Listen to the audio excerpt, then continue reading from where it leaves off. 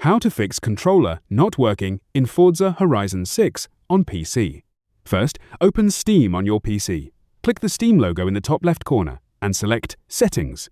In the Settings menu, click on Controller, then select Advanced Controller Settings.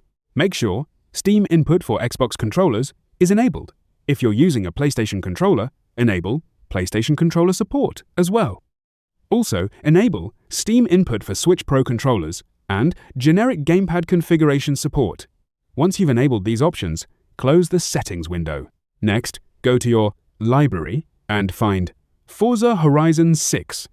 Right-click the game and select Properties. Navigate to the Controller tab. If Steam input is disabled, change it to Enable Steam input. After applying the changes, launch the game and check if your controller is working properly. That should fix the controller issue in Forza Horizon 6 on PC. If this guide helped you, don't forget to leave a like and subscribe for more tutorials. Thanks for watching, and I'll see you in the next one.